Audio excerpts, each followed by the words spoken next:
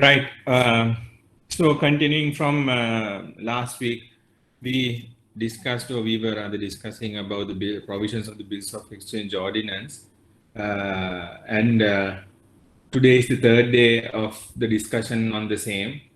We'll see whether we could conclude the same today.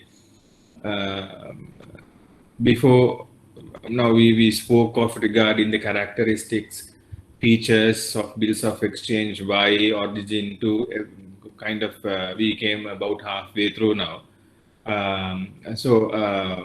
Before we proceed, anything for you all to clarify from me before I commence? No clarifications require any explanations? You could, of course, just either you can unmute and ask your questions, or you can post your questions in the chat box. Okay, right. Okay. Now just a recap. We were talking about section 32 specifically about holder in due course, HDC in short form we call it. In Sinhala we call it Yathakali Dharakya, holder in due course. Just a holder, it's a Dharakya, right? Holder in due course කියන්නේ Yathakali Dharakya. Yathakali Dharakyaට නීතිය විසින් යම්කිසි වරප්‍රසාද ලබා දීලා තියෙනවා මොනවාද මේ විනිමය බිල්පතක් සම්බන්ධයෙන්, right? So he has certain what do you call advantages, right, and certain protections by the law, right? Now we are going to talk about the the effect of forged or unauthorized signatures, right? If you go to section 31, right, section 31(2). Now a bill is payable to bearer if it is negotiated by delivery. If that is the case, the fact that the signature of the what do you call bill is forged, signature means endorsement signature is forged, it has no relevancy, right? Because it's wholly inoperative. Whoever holds the bill or the check has the right to use the check. You can again go to section 24 with regard to forged or unauthorized signatures, right? What does this section say? Subject present now.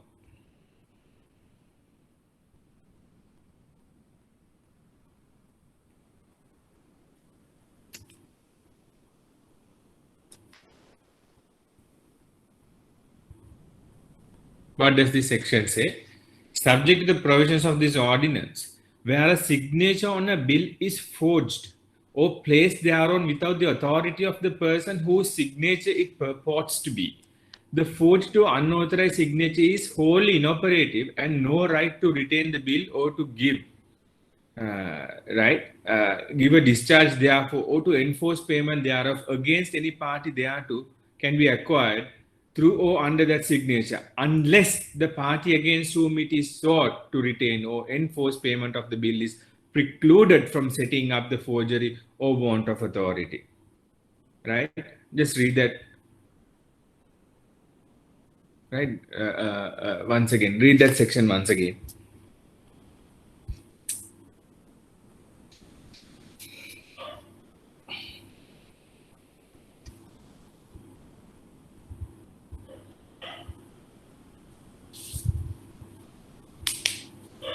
If it's a order bill, it's inoperative, right?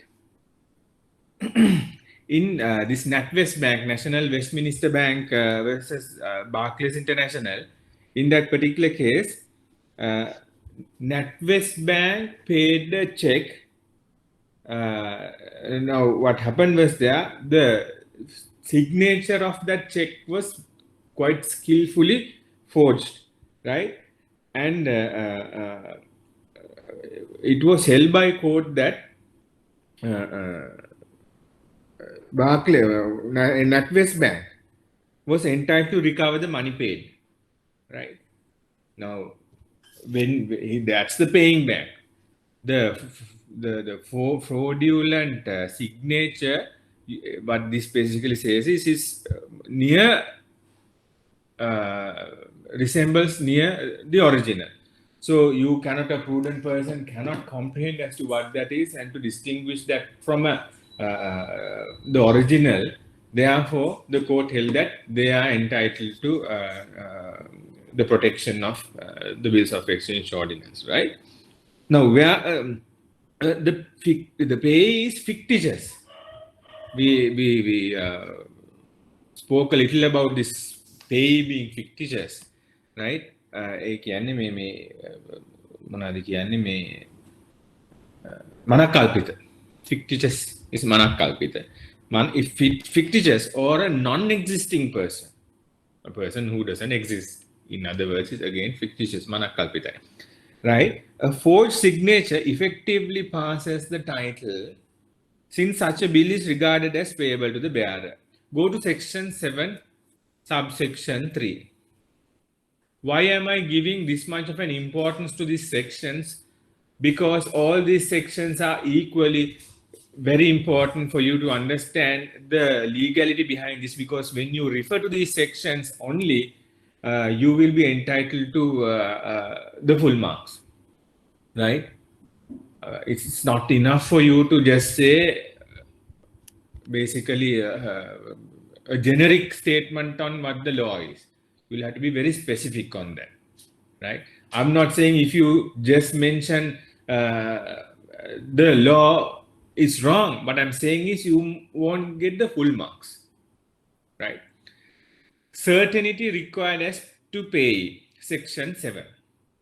Where a bill is not payable to bearer, where a bill is not payable to bearer, okay, in order to check, the payee must be named or otherwise indicated therein with reasonable certainty. Because it's not payable to the bearer, then if you can't read it, becomes a defective check. A bill may be made payable to 2 or more payees jointly. Keep that in mind. I can say pay A and B. So the bank should pay A and B together jointly, right? Or it may be made payable in the alternative to one of two, or one or some of the several pays. You can say pay A or B. If you receive a check which states like that, you cannot reject the check, right? You cannot reject the check for want of authority or for uncertainty. It is not uncertain, it is certain. If it says pay A and B, you have to pay both of them together. If it says pay A or B, you can pay it to either two or several persons, right? A bill may also be made payable to the holder of an office for the time when it can say pay the Prime Minister of Sri Lanka, or pay the government of Sri Lanka, or pay the name of a bank, pay the CEO of so and so. So by virtue of office, you call it ex officio, right? You can maintain. There is no such person as the CEO, but it's a designated title, right? ප්‍රධාන විධායක නිලධාරී HSBC බැංකුව ලියන්න පුළුවන්. නමක්ද නමක් නෙමෙයි. තනතුරක්. Right? You can do that. Right? In Clutton versus Attenborough, I'll give you the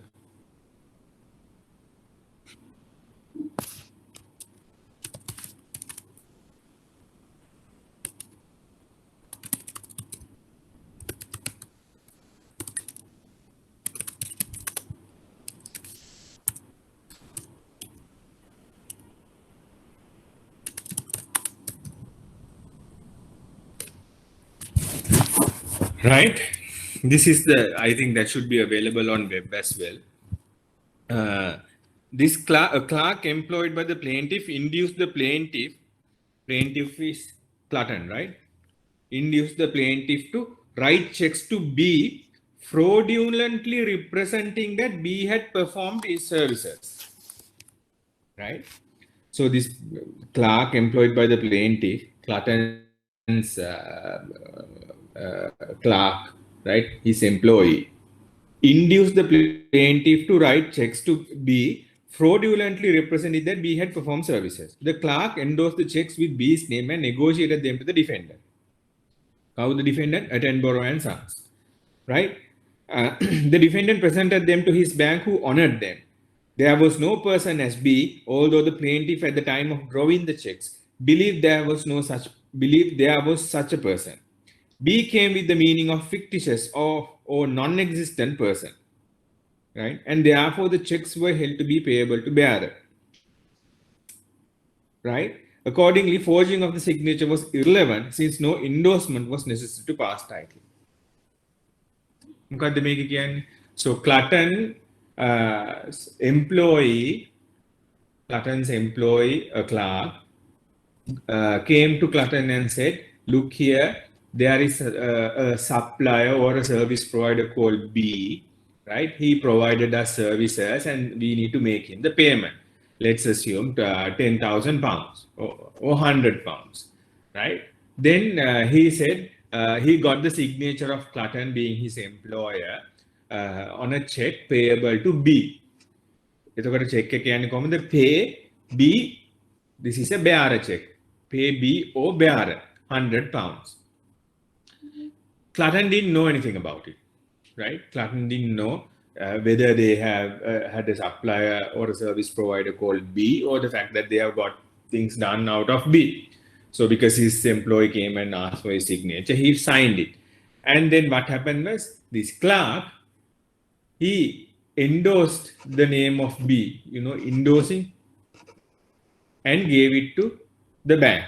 The bank paid the check. Right? Then Clutton sued them and said, the pay is fictitious. B is fictitious. There is no person or entity called B. Therefore, it's a fraudulent check. No. You go back to section 7 and say, if it is a bearer check, you don't need to endorse it because the title is passed by delivery alone. Right? The title is passed by delivery alone, and therefore that case was dismissed, and bank was not held to be responsible. Keep that in mind. That's a very good case, right? Then another very popular case is, I'll give you the reference, Bank England versus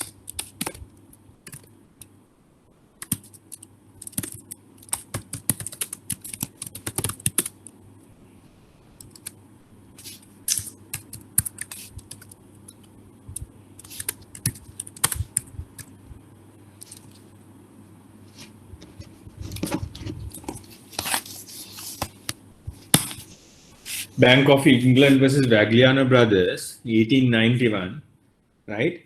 Now, there was a firm, in fact, in whose favor the bill had been drawn with forged signatures. Now, here, it's a little bit different to the previous one, Clutton's case. Here, the pay is true, but the signatures are forged. In Clutton's case, it was Clutton's signature, but here it's not the drawer's signature, right? Being drawn with forged signatures. The bill was held to be payable to bearer because the person who actually drew the check had no intention that payment be made to that firm, right? In Vagliano Brothers case, the names and signatures of the drawer and payee had been forged by a clerk of the acceptors, who thereby obtained the money. So if it's a bearer check, the fact that anything is forged on that is irrelevant because it's payable to the bearer. But if it's an order check, that is not the case, right? Any questions?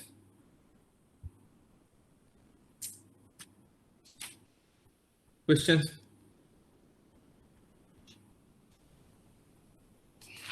Right. Right. So now we come to the requirements for a valid endorsements. Go to section 32.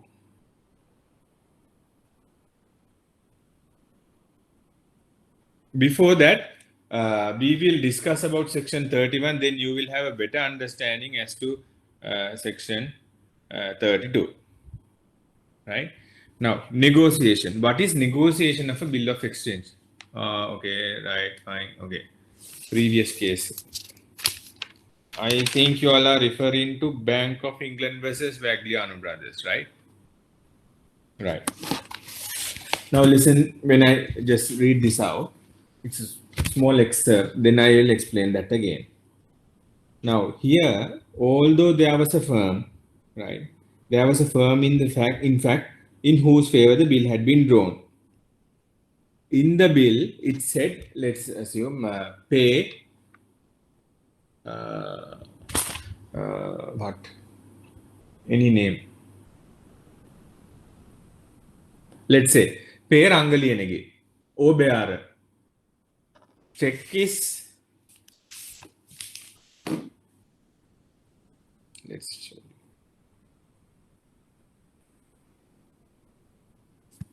This is not working.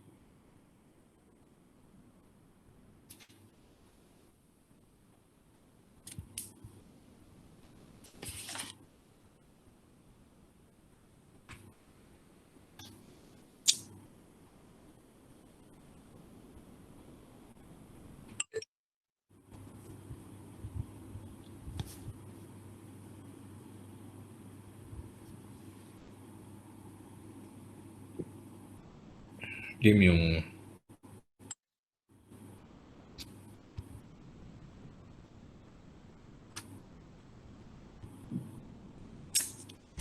Right. So this is how.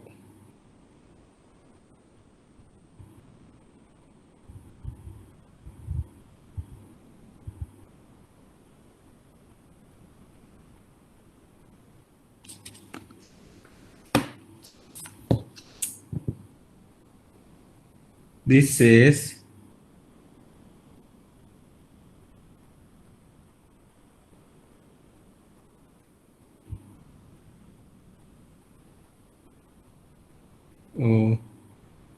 bearer rupees 50,000 payable by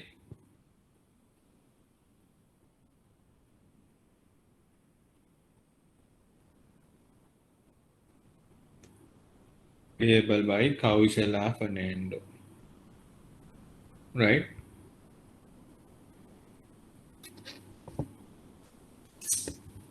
Wait, it will load up.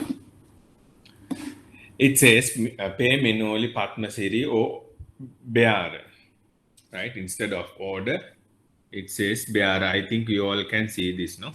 Wait. Yeah, you can see this. Why is it so slow?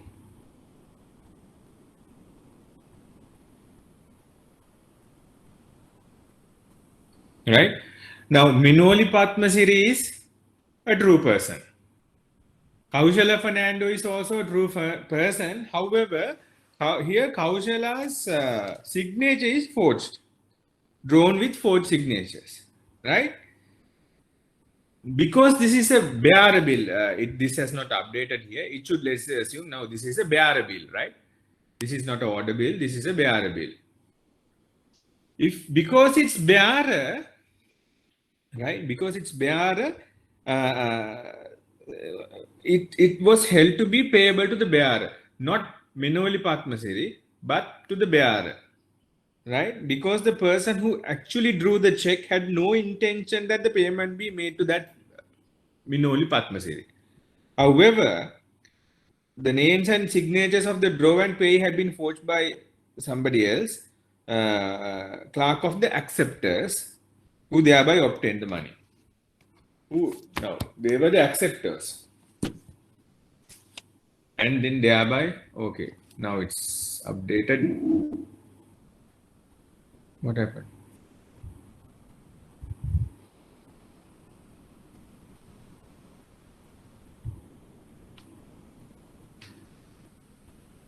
If this is an order check and the signature is forged, keep this is in mind. If it's an order check, right? If it's an order check and the signature is forged, then it's not valid. It's very simple. Go to section 7. Not section 7, section 24. What does section 24 say? So, where a signature on a bill is forged or placed thereon without the authority of the person whose signature is proposed to be, the forged or unauthorized signature is wholly inoperative, right? Keep that in mind. And no right to retain the bill or to give a discharge, therefore, to enforce payment thereof against any party thereto can be acquired through or under that signature. Unless, right? Unless the party against whom it is sought to retain or enforce payment of the bill is precluded from setting up the forgery or want of authority. Now, this speaks of a order bill. Order කියන්නේ මොකක්ද? අපි අර අපේ කලින් මේක ගත්තා නම් පේ මොනවාද මෙනෝලි පත්මසිරි හෝ අයගේ අන පරිදි රුපියල් 50000ක් ගෙවනු. කියන්නේ කවුද? කෞශලා ෆර්නෑන්ඩෝ. හරි? Pay Minoli Padmasiri or order. I'm just assuming this is an order check. So, what is the order? To pay Minoli Padmasiri or to her, whoever who she orders to be paid. Right? Now, if it is a bearer check, what does this, the intention of, so in order check, the intention of the drawer is to pay Minoli Padmasiri only. Or only if she, not anyone else, if she orders to be paid to anyone else. So that's the intention of Kaushala Fernando. If it is a bearer now, what this says is, if a signature is placed without the authority of the person whose signature is supposed to be, here, a signature is placed as KF.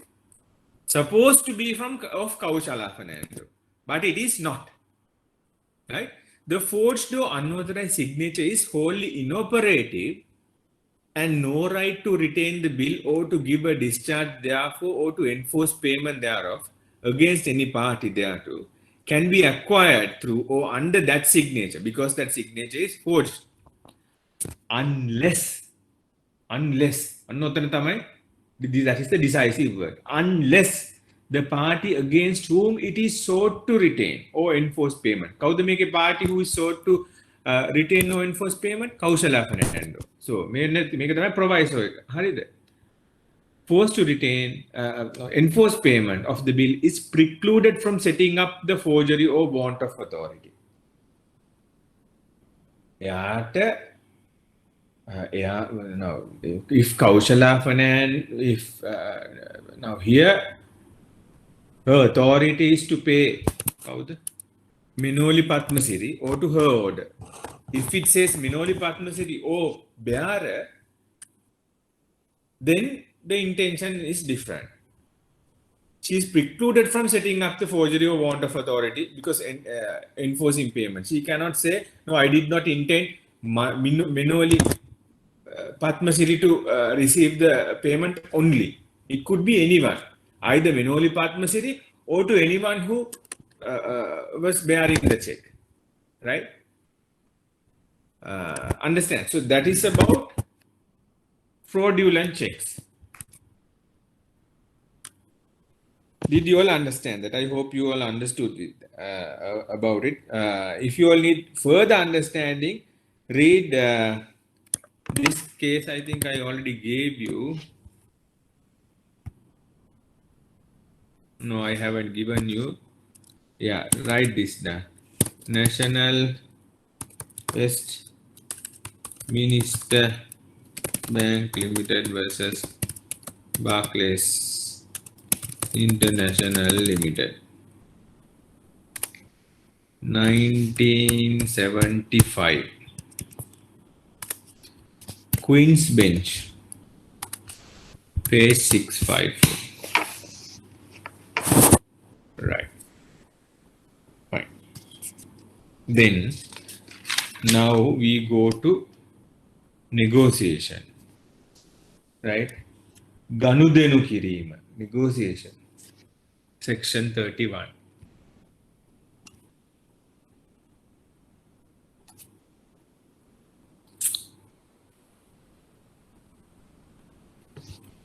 A bill is negotiated when it is transferred from one person to another in such a manner as to constitute the transferee the holder of the bill. So these sentences and words are of utmost importance. A bill is negotiated when it is transferred from one person to another in such a manner as to constitute the transferee the holder of the bill. Transferee කියන්නේ කවුද? Now in this one, who's the transferee? Minoli Padmasiri. Or it could be the bearer also. If it's order, transfer is always, unless Minoli Padmasiri has endorsed, it's Minoli Padmasiri. If it's an order. Right. So, let's say this is an order check. Assume Minoli Padmasiri. This gets into the hand of someone else other than Minoli Padmasiri without the order or the authority of Minoli Padmasiri. Then has it been negotiated? No, it's not a valid negotiation as per section 1. If it's a bearer bill, yes. Transferred from one person to another in such a manner as to constitute the transferee the holder of the bill. Now, the transferee, let's say, without Minoli Padmasiri's authority, somebody else takes the bill, takes the check. Right? Does that person become, without endorsement, so does that person become the holder of the bill? No. It doesn't constitute. A bill is payable to bearer. A bill payable to bearer is negotiated by delivery. See, now you can see the difference. But if it's a bill payable to the bearer, it's negotiated by delivery alone. If it's an order check, delivery alone is not enough. If it's an order check, it has to be negotiated when it's transferred from one person to another in such a manner as to constitute the transfer of the holder of the bill. Right? If the order bill එකක් negotiate කරන්න, you have to endorse it. Bearer bill එකක්, you just give it. Delivery. These are the two differences of order checks and bearer checks, bills rather, when it comes to negotiation. A bill is payable to order is negotiated by the endorsement of the order completed by delivery. Right? First one is the generic clause to give the understanding as to what constitutes negotiation. Second one speaks about how a bearer bill is negotiated, just negotiated by delivery. If it's an order check, it should be negotiated by the endorsement of the holder completed by delivery. Endorsement එක තිබුණත් මදි. There should be a delivery. Delivery එක විතරක් තිබුණත් මදි. There should be an endorsement. Both should be there. But if it's a bearer bill, only delivery is sufficient. Where the holder of a bill to his order transferred it for value without endorsing it, the transferee gives the transferee such title as the transferor had in the bill, and the transferee in addition acquires the right to have the endorsement of the transferor. Right?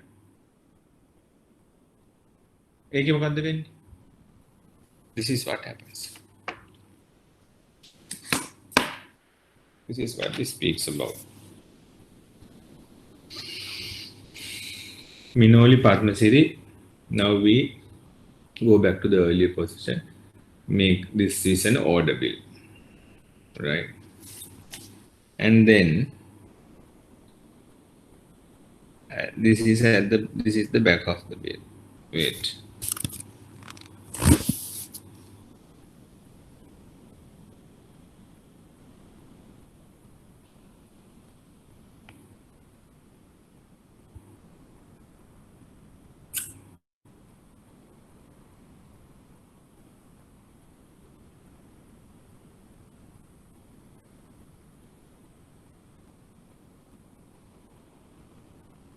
This is the back of the bill. Now, this is an order check payable to Menoli Padmasiri, right? If she wants to negotiate this, right? Listen to this very carefully. If she wants to negotiate this, she has to, at the back of the check, maybe let's say negotiate it to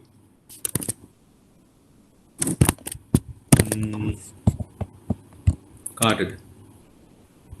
ඉසුරි. ඉසුරි කවුද? කන්දගේ. She could say pay Isuri Kandage and then she Menoli Padmasiri and signs. Right.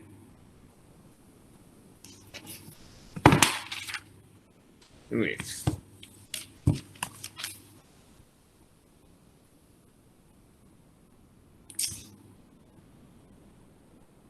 So this in this manner, this is negotiated by, this is an order check negotiated by Menoli Padmasiri, right? Ganudanuwak කරලා තියෙනවා and she has endorsed it in favor of Isuri Kandage, right? Where the holder of a bill payable to his order transfers it for value without endorsing it, the transfer gives the transferee such title as the transfer had in the bill, and the transferee in addition acquires the right to have the endorsement of the transfer. Now, this is the normal one. If Menoli Padmasiri just gives this check to Isuri Kandage, Isuri has the right to ask Menoli to endorse it. So she gets that right. And also, this is transferred with this what do you call transfer of the or delivery of the check. Isuri gets the same title.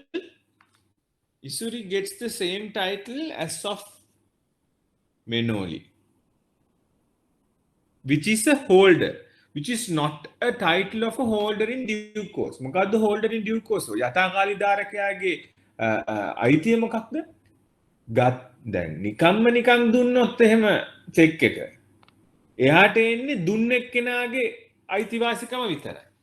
නමුත් යථාකාලී ධාරකයාගේ මොනවද වෙන්නේ? section 29 එකට අනුව එයාට අරයට වඩා හොඳ title එකක් හම්බ වෙනවා. සමහර විට, now for an example, Menoli Padmasiri may not have, she may have breached the agreement between her and Kausala Fernando. So she doesn't have a good title to the check. However, if she negotiated it and endorsed it and paid to Isuri, despite Menoli Padmasiri not having a good title is passed to Isuri Kandage. Understand?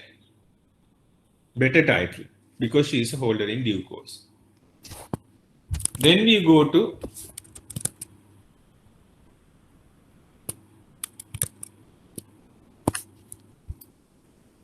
next subsection.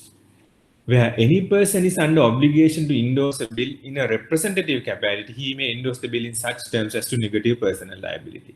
Then කියමුකෝ උදාහරණයක් විදියට බැංකුවක වැඩ කරනවා, right? You are working in the bank and you have to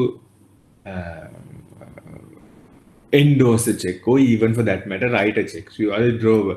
You are drawing or endorsing the check on behalf of any other party. Then you can, when you are signing, that indicate that you are signing on behalf of something, on behalf of someone, for and on behalf of Sampath Bank PLC.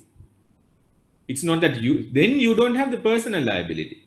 Why did you sign it? You signed it for and on behalf of Sampath Bank PLC in your capacity, maybe as the manager, cash officer, collection officer, whatever. So if you resign, you sign like that, and one day you resign and there was an issue with that, they cannot call you. They can call the present cash officer to testify. Because the liability is limited to the official capacity. Only if you indicate like that. එහෙම නැත්නම් තමන්ගේ පෞද්ගලික මට්ටමින් sign කළා නම් තමන් පෞද්ගලිකව වග කියන්න ඕන. Right? right. දැන් අපි එනවා endorsement එකකට. පිටසන් කිරීමට අවශ්‍ය වැදගත් සාධක. Requisites of valid endorsement. An endorsement in order to operate as a negotiation must comply with the following conditions. මොනවාද මේ conditions? අපි බලමු එකින් එක. Right. It must be written on the bill itself and be signed by the endorser. The simple signature of the endorser on the bill without additional words is sufficient.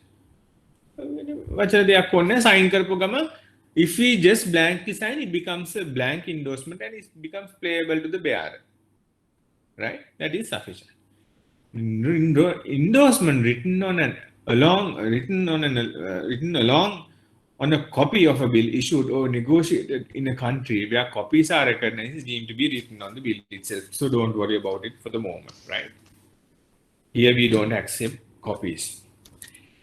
Then secondly, it must be an endorsement of the entire bill, a partial endorsement, that is to say an endorsement which is proposed to transfer to the endorsee a part only of the amount payable or which purports to transfer the bill over to two or more endorsees severally, does not operate as a negotiation of the bill. If it's for £10,000, you have to endorse the whole £10,000. You cannot endorse for £5,000. It should be the endorsement for the entire amount. Right? Where a bill is payable to the order of two or more payees or endorsees who are not partners, all must endorse unless the one endorsing has the authority to endorse for the other. Example, අපි කියමු check එකක් තිබුණා pay A and B. Pay A and B. So if that particular check has to be endorsed, that has to be endorsed by both by A and B. If it states pay A or B, then one person's endorsement is sufficient. If it says pay A and B, let's say B is in another country but has given authority to A by way of power of attorney to sign checks, this and that, whatnot. If that is the case, A can endorse in his own capacity and then he can endorse in for and on behalf of B as his attorney holder. Right? So altogether there should be two signatures of A, is it, sir? If it says and, let's say if it's pay A and B, then there should be two signatures. In the capacity of, in A's personal capacity and for and on behalf of B, A again signs. So there will be two signatures of same signature. Okay, thank you, sir. But it has to indicate in what capacity they are signing. Right. Fourthly, please explain third point. Where a bill is payable to the order of two or more payees or endorsees who are not partners, all must endorse unless the one endorsing has the authority to endorse for the others. So basically, now this check is payable to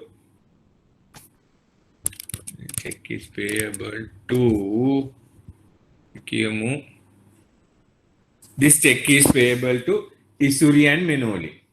Pay Menoli Padmasiri and Isuri Kandage £10,000. Then Menoli Padmasiri plus Isuri Kandage both has to sign. Right? If Isuri is unable to come to sign, but Isuri has given the authority to Menoli to sign on her behalf, let's say by way of a power of attorney, then what happens is Menoli can sign for her, Menoli. Then Menoli can sign for Isuri also, but Menoli will indicate signing on for and on behalf of Isuri Utpala Kandage by the authority of the power of attorney given to me. These two signatures. Understood? Yes, sir. Thank you. Right. Fourthly, Where in a bill payable to the order, the payee or endorsee is wrongly designated. Make a hondata haganda. Order check එක. Payee or endorsee is wrongly designated or his name is misspelled. He may endorse the bill as therein described, adding, if we think fit, his proper signature. Right? අපි මේක ලියනවා Menoli. Rather than saying Menoli Padmasiri, it says pay Minoli Padmasiri and gives to Menoli. So instead of E, I is added. So when Menoli is endorsing, she has to write the exact term which is used as the payee and add her correct signature. That is the requirement. Understood? Right. Where there are two or more endorsements on a bill, each endorsement is deemed to have been made in the order in which it... Yes. Please explain fourth point. Fourth one. Yeah. Right. Let's say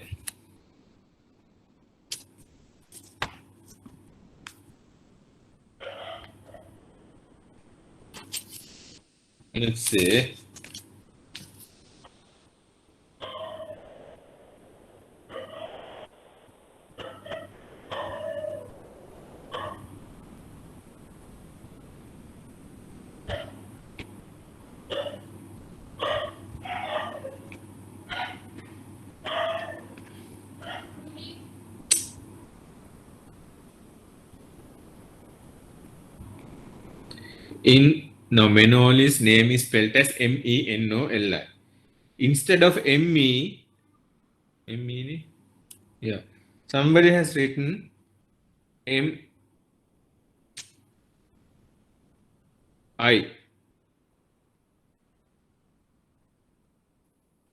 Minoli Padmasiri. Right? So if that is the case, when Menoli is endorsing that, she has to ensure that she writes that name, misspelled name, the way it is, not the correct one. She says she has to, when she's endorsing, she has to write Minoli Padmasiri, and then maybe she can sign it. She has to write with that incorrect or the way it was written. In that case, they will have to correct it on their side, and they will have to sign it. Is it so? Nobody has to correct it. Nobody has to correct it. When she is endorsing this, if it's a typographical, when she is endorsing it, she has to write as Minoli, the way it is written in the page. ඒ කියන්නේ වෙනසක් තියාගන්න බෑ. page එකේ ලියන විදිහටම අර්ථම ලියන්න ඕන. හැබැයි හරි signature එක ගන්න. This is to ensure that this is one and the same person and there are no hiccups on the way. මොකද වෙන්නේ? To ensure that the mandate of the drawer is, for whatever its worth, is carried out as it is, no deviations. වැරදීමකින් වුණත් Kaushala Fernando as the drawer has written Minoli Padmasiri instead of Menoli Padmasiri. So Menoli Padmasiri එකම දෙනවා. So Menoli Padmasiri is endorsing. She has to write how Kaushala Fernando has written, but insert the correct signature. Got it, sir. Right? When there are two or more endorsements on a bill, each endorsement is deemed to have been made in order in which it appears on the bill until the contrary is proved. that is anyway simple, no, straightforward example. An endorsement may be made in blank or special, right? It may also contain terms making it restrictive, right? When, let's say, we take the same example. Here, Kaushala Fernando as the drawer gives it to Menoli Padmasiri, right? And there is nothing as to the validity of the check. But when Menoli is writing the check, endorsing the check, she says, pay Isuri Kandage, valid only for 90 days. Then the check is restricted for 90 days. Understand? Then he has to present it within 90 days. It's restricted, right?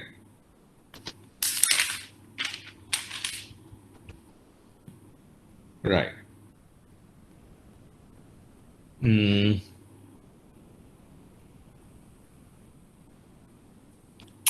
So section 33 says a blank endorsement is payable to the bearer. So actually, I have one doubt. If it is not within 90 days, in that case, will it be the stale check or? Yes. Okay. It becomes stale. Because normally to become a stale check, there is some time period of 6 months, right? Can anyone tell me in this class what is the time period? What is the time period of a check? The expiry period of a check. Expiry period. What is the expiry period of a check? 6 months, right? 6 months. Komala 6 months again.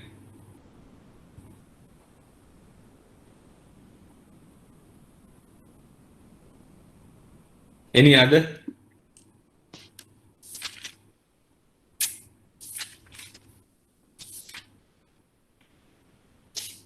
Any other, what do you call answer? No? I will come to that when we come to stale checks. Keep that in mind. If I forget, you remind me. Right. Restrictive endorsement also, you can say, maybe prohibit further negotiation, but further transfer of the bill. For an example, it might say, for instance, pay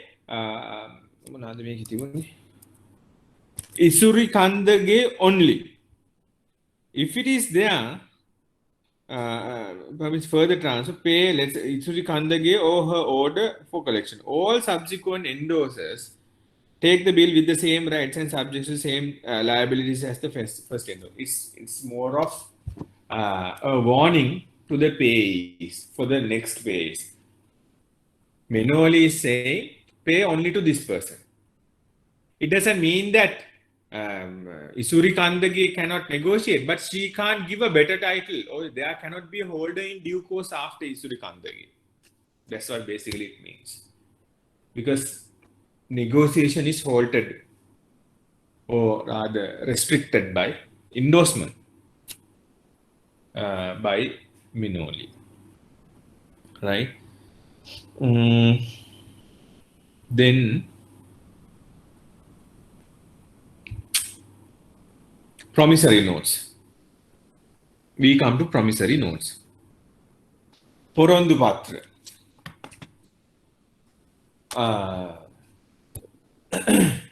Some time back, this is for your information, right? Before I mention this, whoever who are working in banks can you all just type up the bank you all are working for me to see. You don't have to write the whole name. You can just write SCB, HSBC, whatever. People's Bank, BOC. Write the names of your banks, who are working.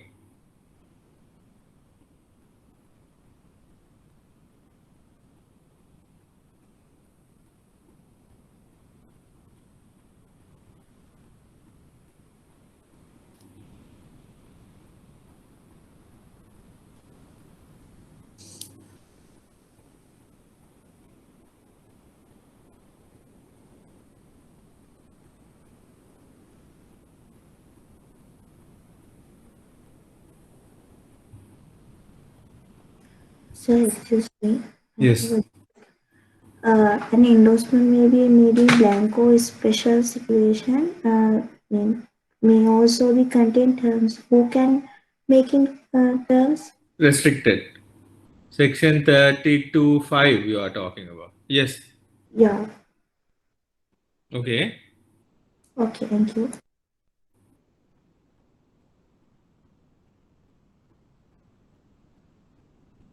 Only 2 are working. What about the others? What are the banks that you all are working?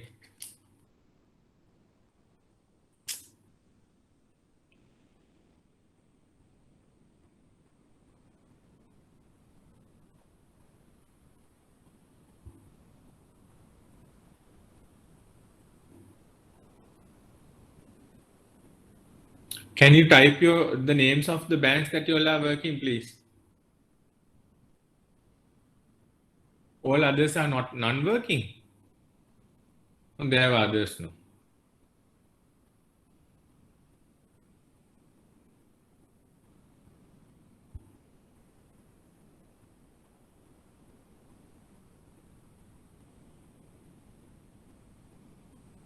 Really? Okay, then.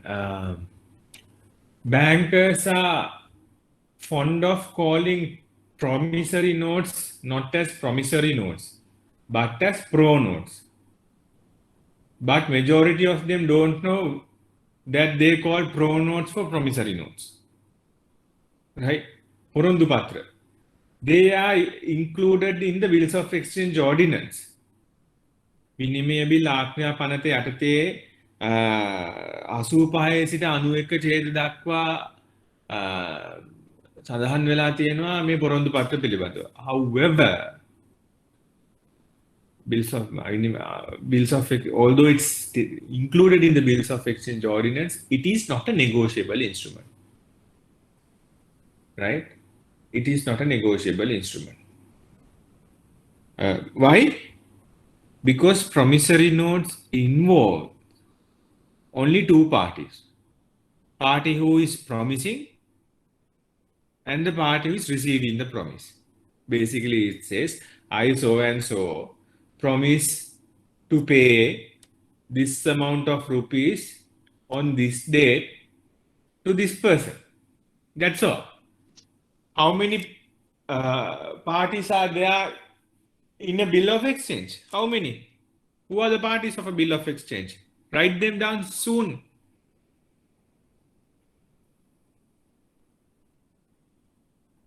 Parties of a bill of exchange. Parties of a check. Lian, type it in the chat box. Soon, soon, soon. This is a no-brainer. So, soon.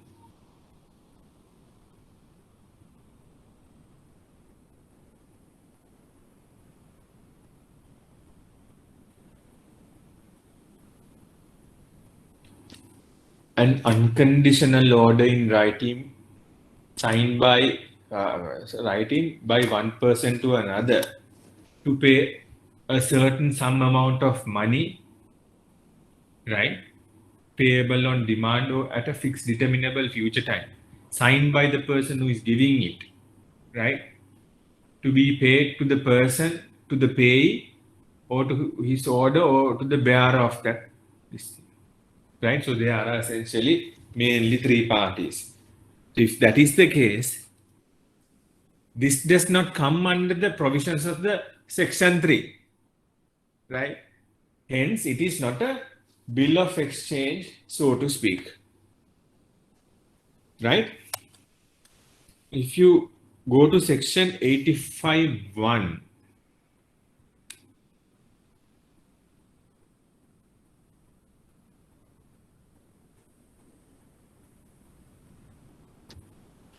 they have defined what is a promissory note, right? Promissory note is an unconditional promise in writing made by one person to another, signed by the maker, engaging to pay on demand or at a fixed or determinable future time a sum certain in money to owe to the order of a specified person or to the bearer. Right? There is no order in this. Engaging to pay. There is no order. He undertakes to pay. Right? Right.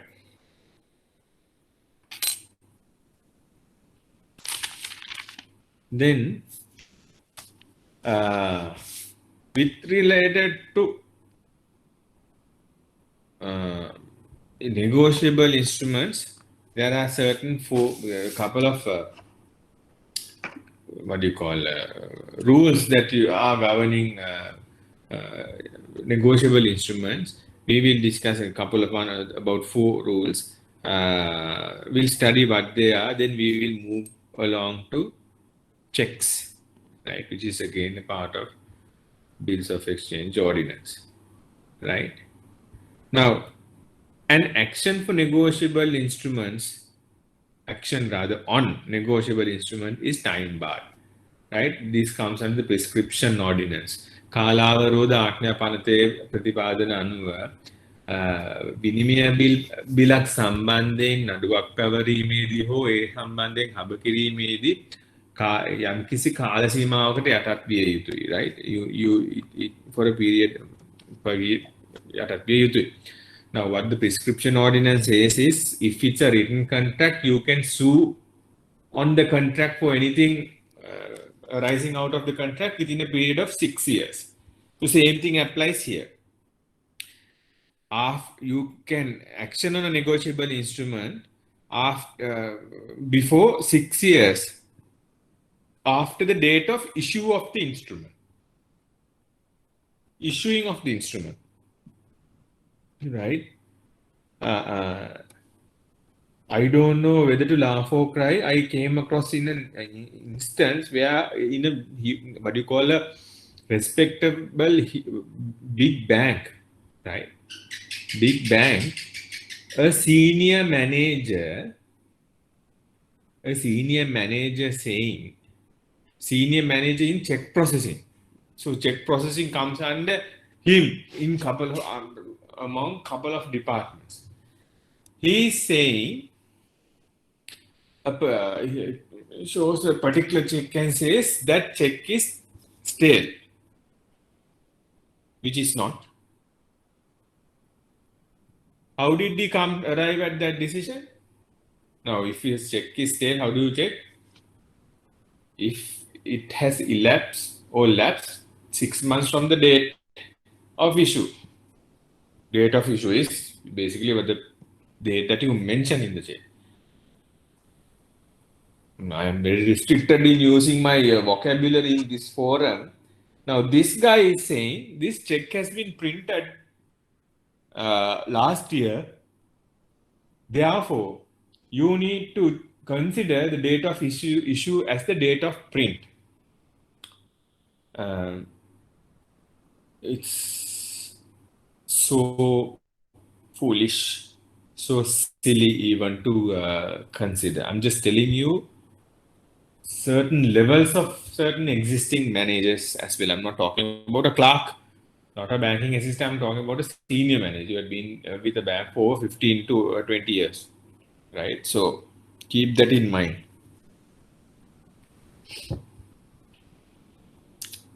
Right. Secondly, although English law applies to bills of exchange, like checks and promissory notes, once a person sues on such an instrument, right, the legal procedure now, English law applies, but applies wherever our law doesn't cover. With regard to substantive law, with regard to the provisions of bills of exchange ordinance, but with regard to the procedure as to how you need to produce it, that needs to be covered under the Civil Procedure Code.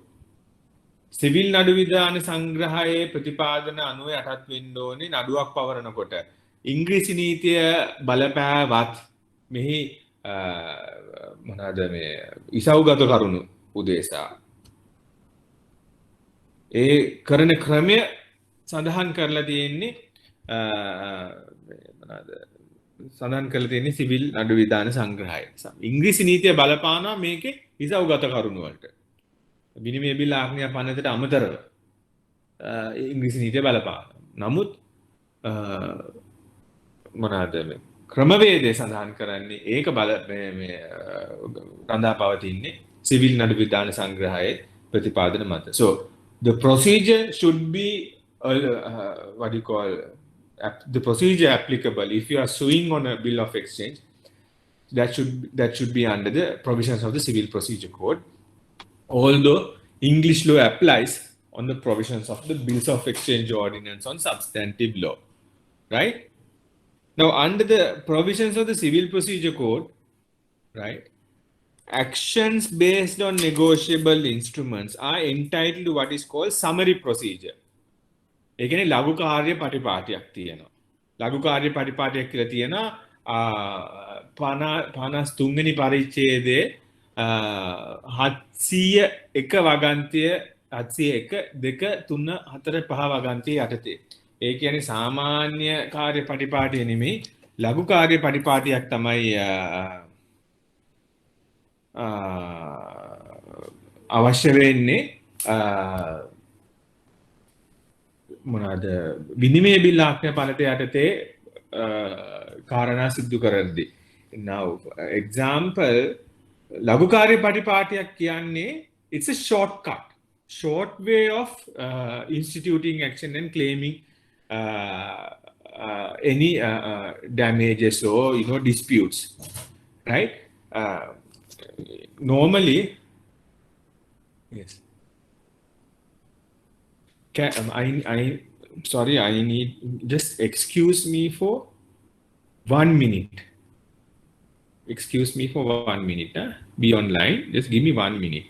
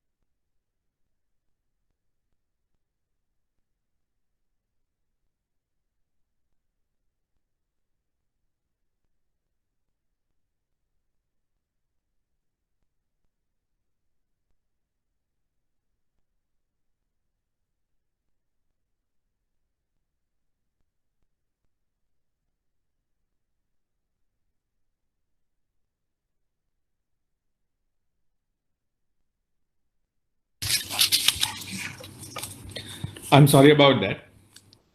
Now, in a normal course of action, what happens is, let's say you want to file an action. Then you will learn this under debt recovery laws when we discuss about debt recovery laws.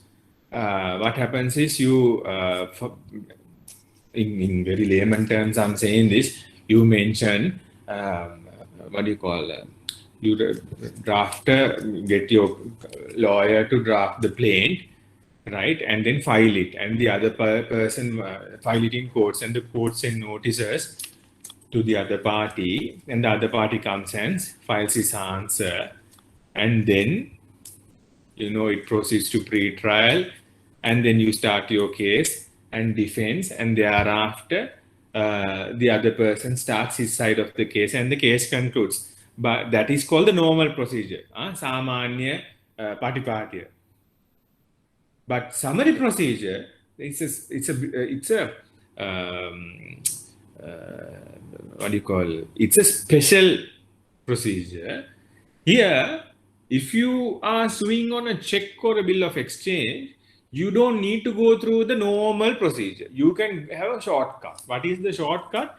If you are suing on a check or a promissory note or instrument of that nature, without you have to file not just a plaint, you have to file plaint plus an affidavit and the check. If you file that, right, the case is half done. The courts will not issue notices for the other party or the defendant to come and file their answer. The court will issue notices to the other party to decide whether other party has the right to enter into the case, right? So they have to first get the permission of the court to come and defend. Because of this summary procedure, you get that benefit, right?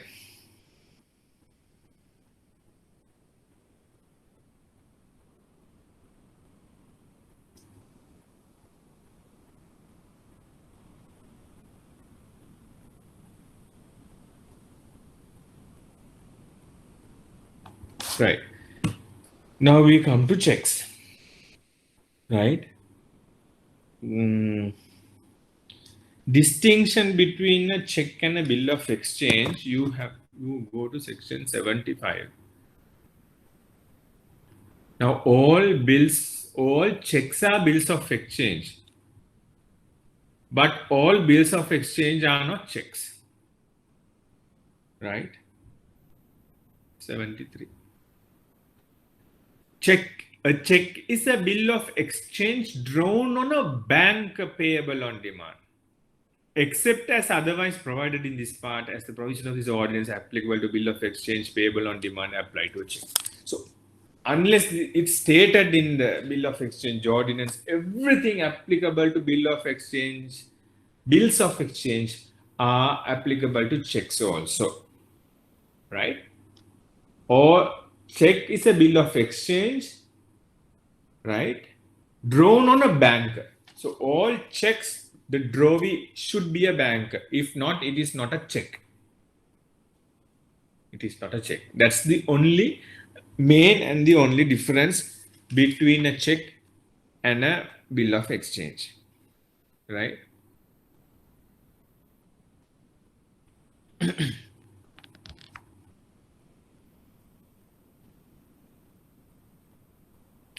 Now, I have seen, but not last or the previous years, but in many years, there were questions in the exam to write on the dual aspects of a check, right?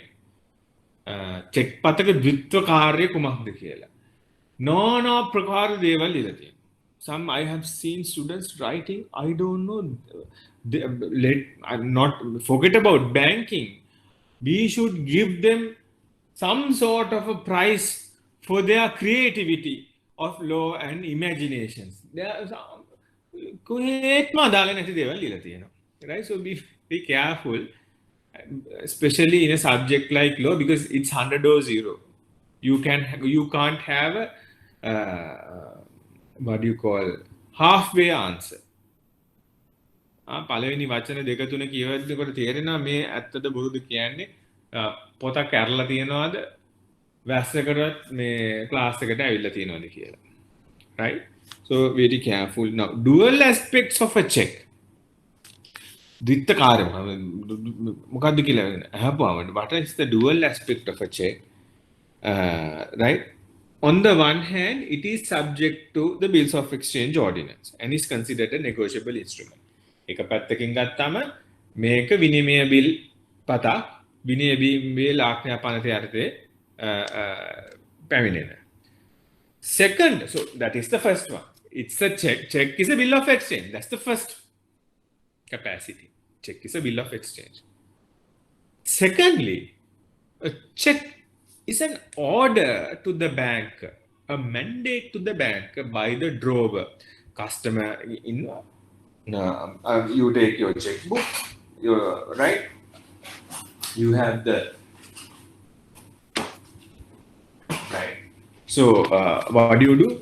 You take your checkbook and you write, pay to the order of this person, and then you sign. This is to whom this order is given. This order is given to the bank. It's a mandate. The bank has to the bank has to approve or honor my instructions. That is the second one. First one is a bill of exchange. Second one, it's an order to the bank, a mandate given to the bank, a mandate given to the bank. That is the dual aspects of a check. Right.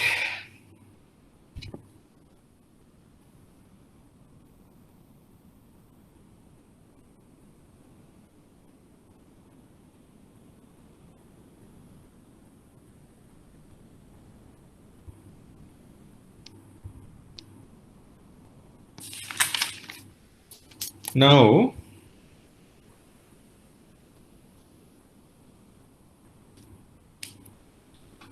we will see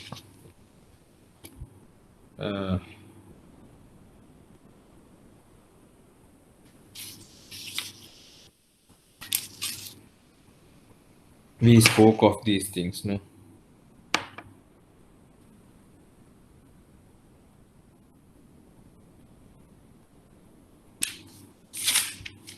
In a check, the first 6 digits is the check number, right? The first 6 digits is the check number. Right? First 6 digits.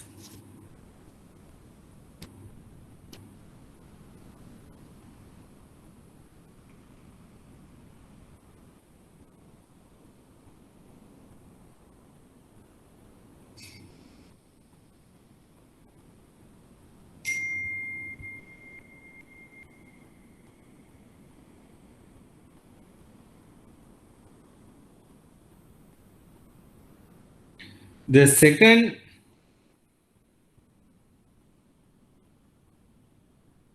digits.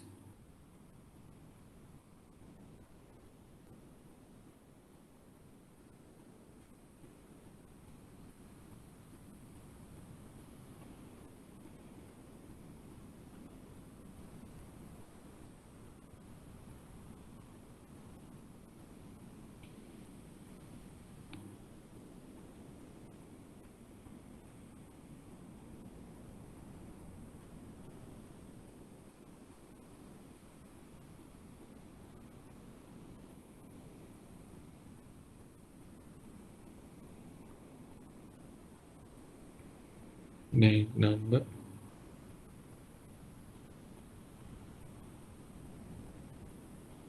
Check number.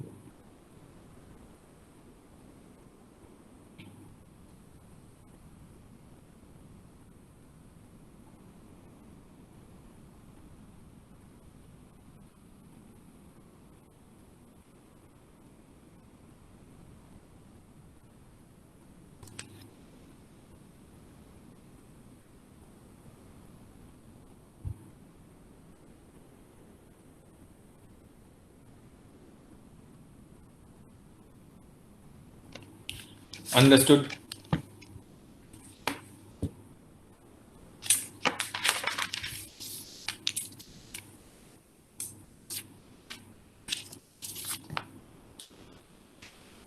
Right. Then now you have seen the elements of the check and etc. Now we come to section 76. 76. We are coming to crossing, so cross checks. What do you mean by cross check? Check path rekane kiri. Now that I remembered when there were questions about to write the dual aspects of a check, some students have written, or most of the students have written about check crossings. That has nothing to do with the dual aspects or dual role of a check. Check path. Now, how or why did this whole crossing thing came into being? Before this clearing is automated, it was done manually, right? Manually. Now, in the original clearing houses, each bank had a box, right? Each bank had a box. Then commercial bank right? With this name marked upon it. Nations Trust Bank, HSBC, Bank of Ceylon, People's Bank, clerks from the collecting bank. Clerks from the collecting bank. උදාහරණයක් විදියට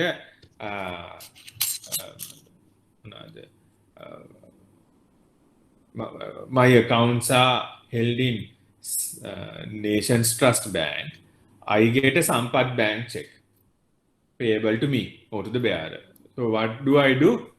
I can do a couple of things. It's crossed. I have to deposit it to the bank. I don't have a Sampath Bank account.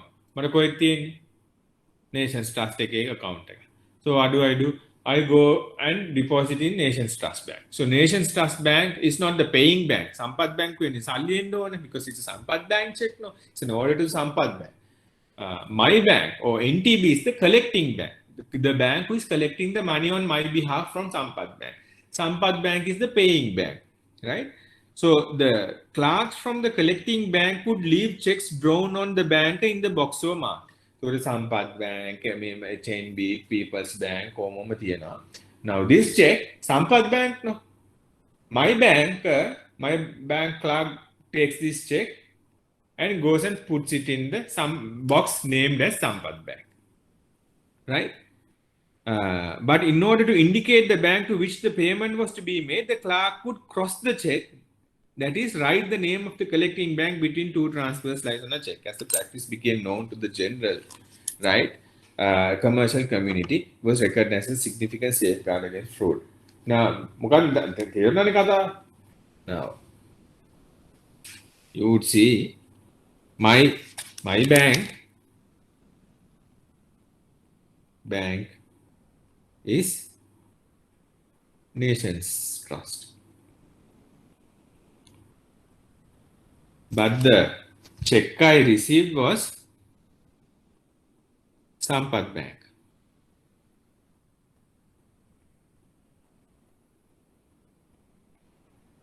I went and deposited this check in my Nations Trust Bank account, right, in the branch. So the clerk, now this has to be clear, the funds has to come from Sampath Bank. The clerk from Nations Trust Bank goes to the clearing house. All the boxes of all banks are there with labels on the boxes of the name of the banks. This guy goes and puts this check to Sampath Bank box. When Sampath Bank takes this check, they can see, okay, this is something, this is a check to be paid.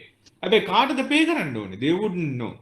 But because of that issue, when NTB clerk puts that into the Sampath Bank box, before putting it, he will cross it. He will cross it like this.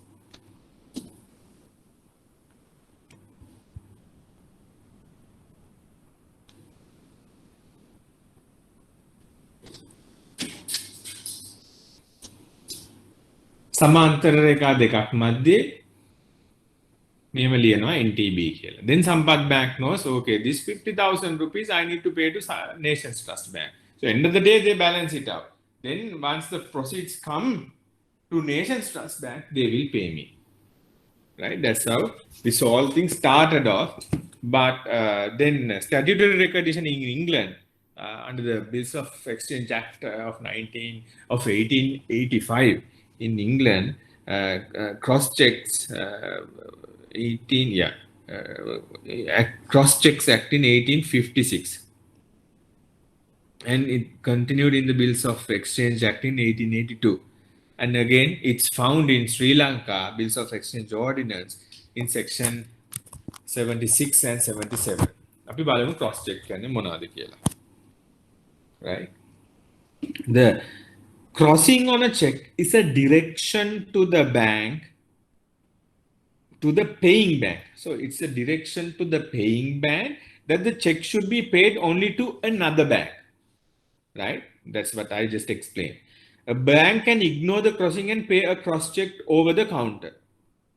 You can ignore the crossing and you just pay that amount over the counter. However, if it later turns out that the person paid was not entitled to receive that payment, the paying bank will be liable to the true owner and will also forfeit the statutory protection of the ordinance. The paying bank can go ahead and pay. However, if it's shown that he's not entitled, the receiver or the pay is not entitled to that funds, he can the protection given to the paying banker is no more, right? He is liable on that check. It's not a wrong thing. However, he assumes a risk by doing that. මොකද verification එකක් නැතුව එහෙම දුන්නා. Right?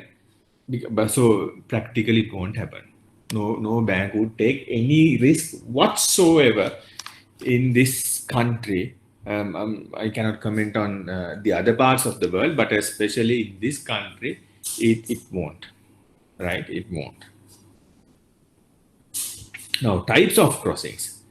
Rekana jati kihipayak tiyenawa. What are the types of crossings? General and special crossings. Samanya rekane saha vishesha rekane. Where a check bears across its face an addition of two parallel transverse lines, either with or without the words "or," right? Or not negotiable, that addition constitutes a crossing and the check is crossed generally. Transverse lines දෙකක් තියෙනවා, parallel lines දෙකක් හෝ සමාන්තර රේඛා දෙකක් තියෙනවා. ඒ සමාන්තර රේඛා දෙකේ the words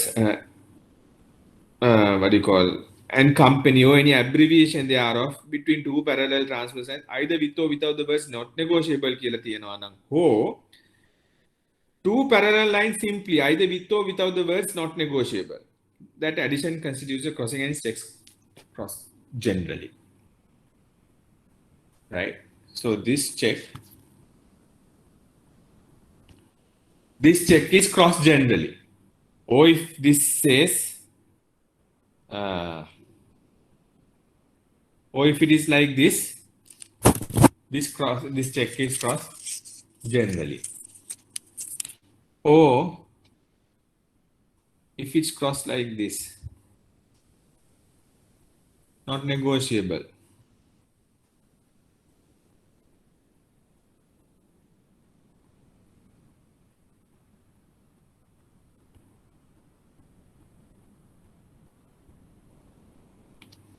Not negotiable කියලා තියෙනවා නම් that's cross generally. ඒක සාමාන්‍ය රේඛනයක් වෙනවා. Section 76. Special crossing or විශේෂ රේඛනයක් කියන්නේ.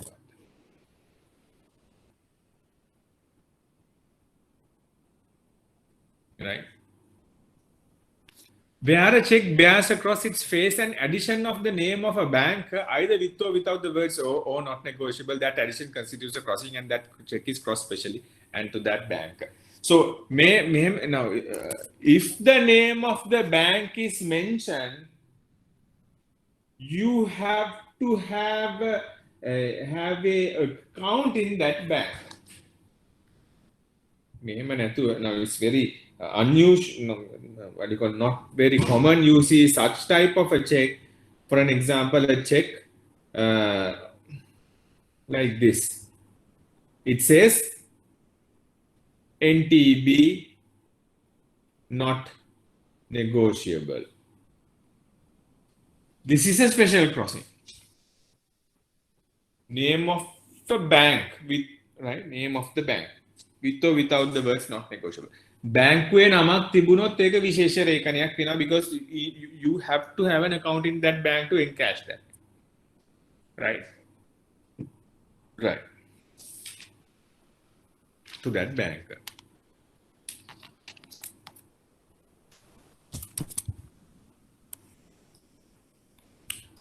So,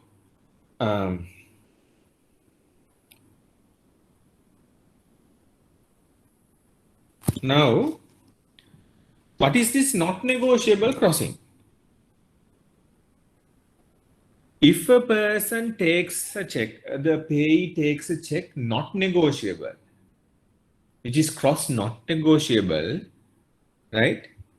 He is not able to give a better title.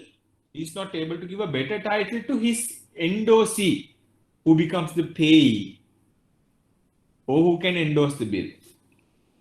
උදාහරණයක් විදියට we take the same thing. Same thing. This says original Kaushala Fernando is the drawer.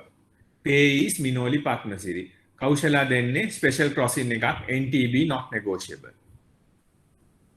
By Kaushala giving or writing not negotiable here, Kaushala is saying or giving a warning to the subsequent pays, right? Subsequent pays that beware that this check may be stolen. Or in other words, if Minoli Patmasiri, example, Kaushala Fernando gives a 50,000 check for Minoli Patmasiri selling her phone. When selling Minoli's phone, Minoli is saying, this is a brand new phone, I haven't used it, all this nonsense, right? And Aragana Gidarayan Disala phone kadena. So that means Minoli has defrauded more of Kaushala, right? And Minoli cannot have a good title because a good valuable consideration is not passed. Then what happens? If Minoli doesn't have a better title, Minoli cannot give a if Minoli doesn't have a good title, Minoli cannot give a better title to Isuri, right? If it's cross negotiable, not negotiable. If it is not cross not negotiable, Isuri would become a holder in due course and will get a better title than Minoli. Understand? Right.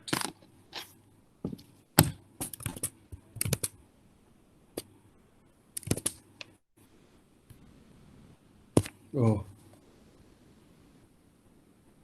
Right.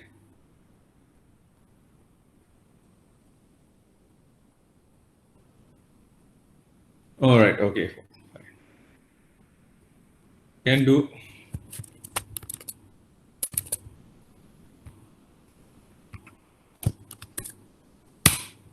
Bills of exchange ordinance, you can download it from here, right? Just click the link, it should be able to download. If you can't download, you let me know whether it's possible or not. If it is not, I will send that downloaded. Yeah, I can even do that now.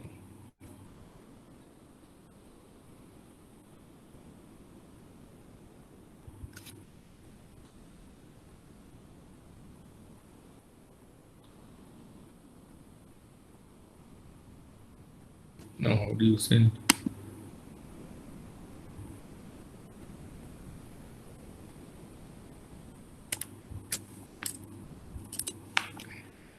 How do you attach?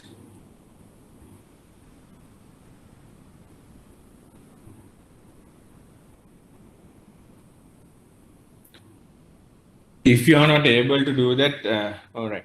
If you are not able to download, just let me know. I will download it and send that to you.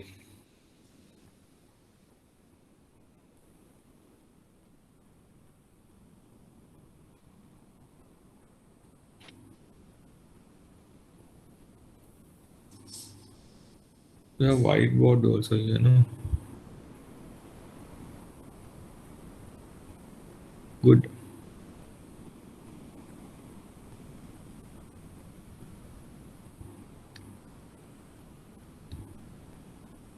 Right. So, section 81.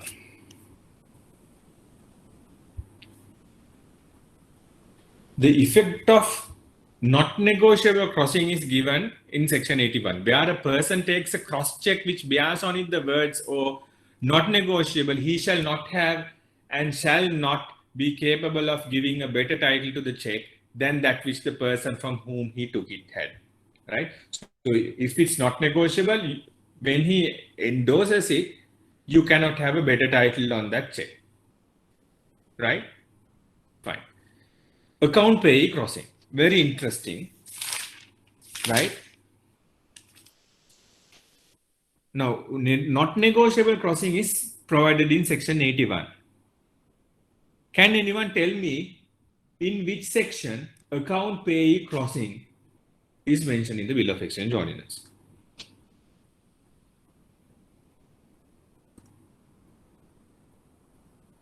Anyone?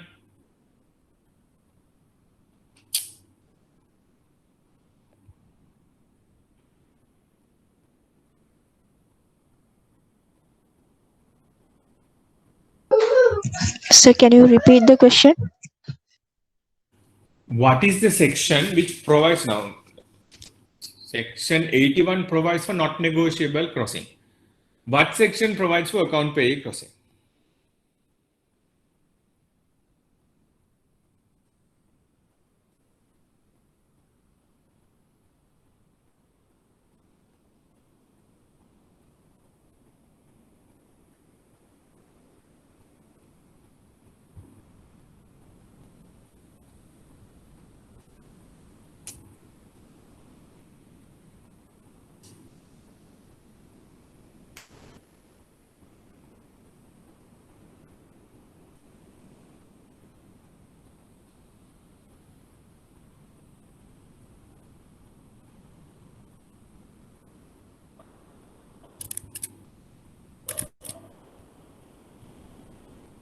What?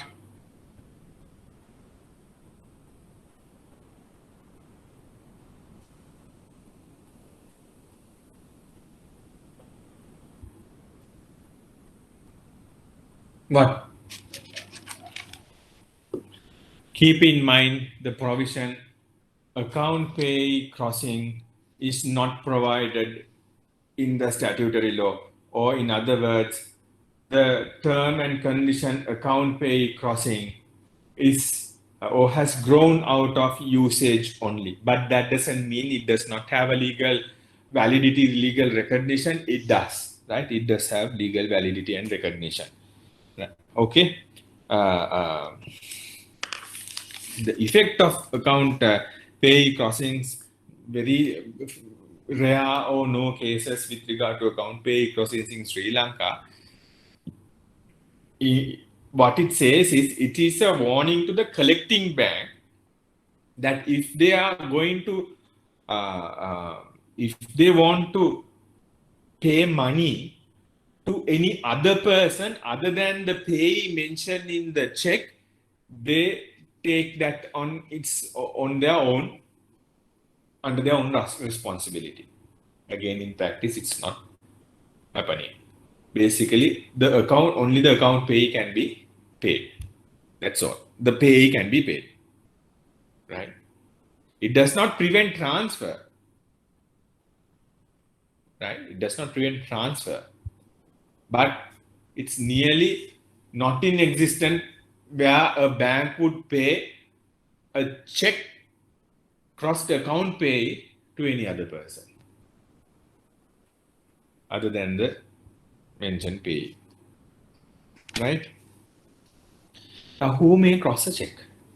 We come to section 77. Who may cross the check? A check may be crossed generally or specially by the drawer. The drawer can cross the check specially or generally. Generally, just to parallel transverse lines, then it's generally crossed. Or if it is, if the name of a bank is mentioned, it's crossed specially. Where a check is uncrossed, the holder may cross it generally or specially. So in the same case which I mentioned here, Minoli Padmasiri is the payee, either Kaushala Fernando can cross the check here, or if it is not crossed, Minoli Padmasiri also can cross the check. Who's the payee? At the time of endorsing the check, Minoli Padmasiri can cross the check, right?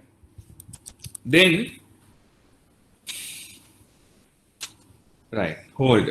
Where a check is crossed, generally the holder may cross it specially. In this instance, Kaushala Fernando only had two parallel transverse lines, not negotiable, only general this thing. Then the holder can cross it specially, and she can, here Minoli can enter the term NTB, right? Where the check is crossed generally or specially, the holder may add the words not negotiable.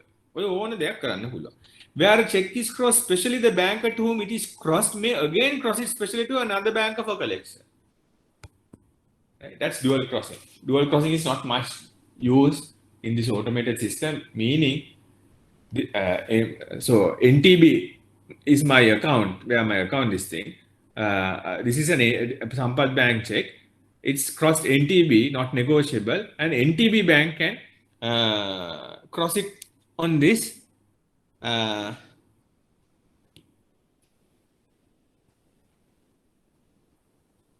Like this and say something else, right? It could say commercial bank,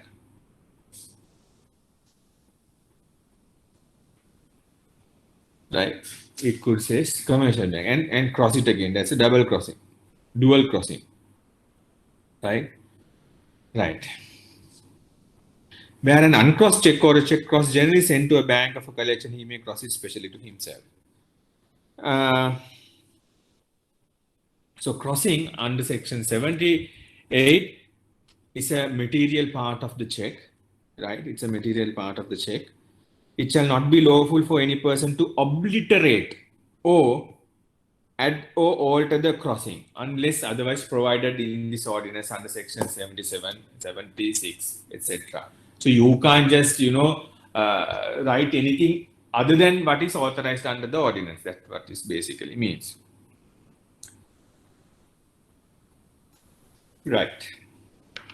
Any questions to now?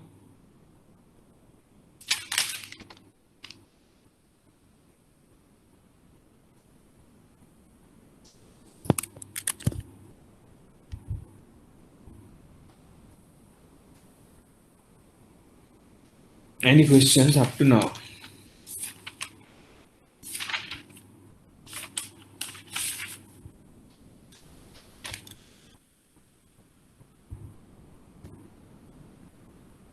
Right. Now you would remember that we spoke of the effect of not negotiable crossings, right? There's about very little cases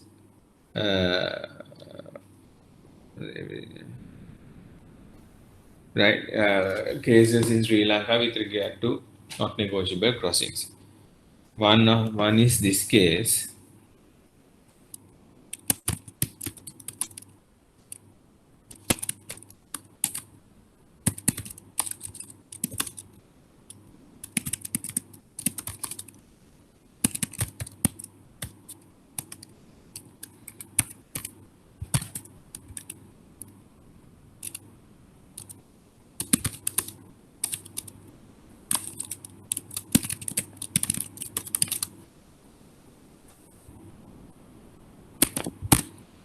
Nagur Picture versus Kanapati Pillai in 1963, in 66 and in NLR, in page 207, the case goes on like this. It went up to the Supreme Court under on a dispute under section 81, that is not negotiable crossings, right? Here, the Supreme Court again decided that the crossing not negotiable or the term not negotiable doesn't prohibit transferability. It means even Minoli can endorse it and give it to someone else, but Minoli can't create a holder in due course. the person who's getting the check endorsed by Minoli will get Minoli's title. Isuri, that is the endorsee, cannot get a better title when not negotiable is there, right? Where the first defendant, who was a dealer in produce, drew a check for 500 rupees in favor of the second defendant. Right? First defendant drew a dealer in produce, she drew a check. That's the first one. Huh? Drew a check in favor of the second defendant and gave it to him as an advance on condition that the second defendant should deliver certain goods to him. Right? The check was cross not negotiable. මොකද මේ කනපති පිල්ලේ කියන මනුස්සයා වෙන කෙනෙක්ට, he's the first, කනපති Pillai is the first defendant. He drew a check to, let's say, B for something, a transaction between those two. But this B, so as an advance payment, he paid 10,000 by way of this check, but it crossed not negotiable. Because that person B should deliver certain goods to Kanapati Pillai. The second defendant failed to deliver the goods and the first defendant wrote to his bank stopping payment on the check. So Kanapati Pillai didn't get the goods as promised by B, then he wrote to the bank stopping the payment of the check. But unknown to the first defendant and before he had stopped payment. So now what had happened was, before he gave the instructions to the bank to stop the payment of the check, this B, without the knowledge of Kanapati Pillai, and before he had stopped the payment, B has endorsed the check and gave it to the plaintiff, who is Nagur Pichai. He has given it to the plaintiff, right? Who paid him consideration of 500 rupees, right? So plaintiff has given 500 rupees to B. Not given 500 rupees, has given, or let's assume he has done some services to B. But when the plaintiff presented the check at the bank for payment, it was dishonored as the first payment had stopped payment. Right? Had stopped payment. Right?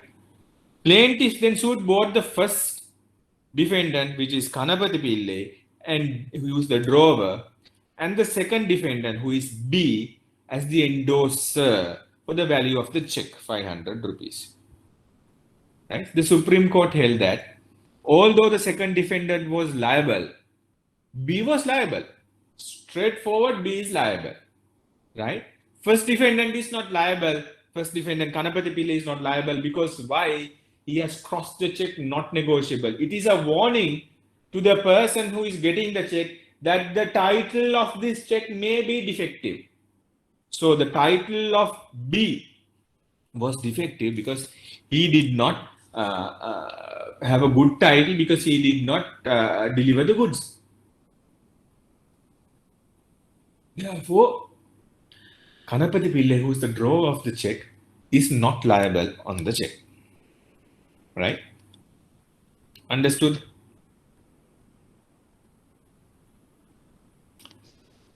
Again, another case. Actually, sir, I have a doubt. Can I ask? Yes. Actually, if someone is crossing as not negotiable, how they can assure that it is not negotiable? Or is it under doubt? Are they crossing? Yeah. So I will just give you a practical example. Let's say you are engaged in trading with so many customers and suppliers. Over a period of time, when you are engaged with certain suppliers, you know them and whatever. And let's assume that there is a new supplier, good deal, but you don't know, actually there is no, bond or relationship. So you wouldn't actually know where to trust that supplier or not. If that is the case, you can straight away cross the check as not negotiable. Okay.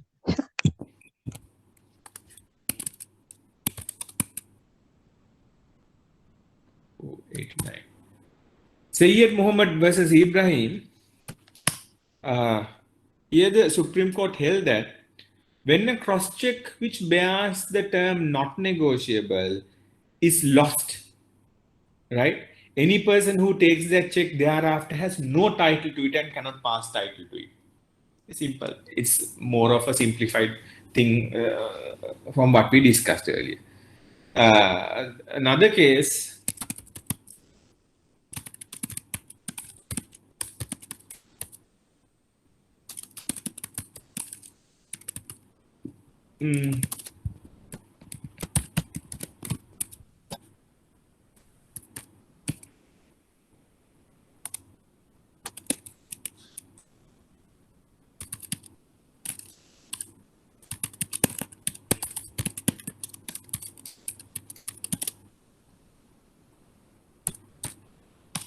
Mohammad Lebbe versus Pemoris, right? Supreme Court held that where a person who was in the habit of purchasing goods from a trader gives the trader 2 checks for the supply of certain goods, making the checks not negotiable, right?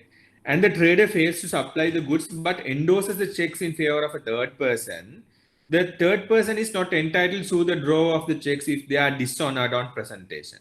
Where a check is crossed not negotiable, the endorser of the check has no better title against the draw of the check than what the payee had. That is exactly the same explanation I just gave you a moment ago. Right? Right. Now, for today, we come to the last topic. Then we'll continue from there on the next week. I'm coming to stale checks. Stale checks. Stale checks. You all said stale check is what? Expired. No? Expired checks. It's a special term known to bankers. Excuse me, sir. I have a request. Syed Mohammed was Ibrahim case, please explain. Second case, Syed Mohammed was Ibrahim case, please re-explain. What? I can't hear you, Isuri. Syed Mohammed was Ibrahim. Yes. This case was re-explain it. You want me to explain it again? Yeah. So Sayyid Muhammad Ibrahim case, basically the Supreme Court held that, right? If a check is crossed not negotiable, same thing. Oh, sorry, not negotiable. If that not negotiable check was lost, normally, check no, I write a check, crossing not negotiable. And then before I give it to the payee or after I give it to the payee, that I lose it or the payee loses it. Not I loses it, actually it's the payee loses it. Whatever. Any founder, he cannot go ahead and terminate it. Encash it. Right? He doesn't get any title for that matter. Right? That's what Sayyid Muhammad said. Mohammad Lebbe versus Pemoris case is just what I explained to this Fatima. I give a check to a trader or supply of goods, cross not negotiable. He doesn't supply me the goods. And if he endorses the check and gives it to someone else, that person will not get a better title. He will have an action against my supplier, whom I gave the check, the original payee. But he doesn't have any action. He cannot take any action against me because I've already warned him. This check may be, or this check doesn't have a good title. Right? That's the two. Alright, okay. So what we'll do is, I think we have done loaded for today. We will continue with stale checks on the next week. Okay. So we will call it a day for today.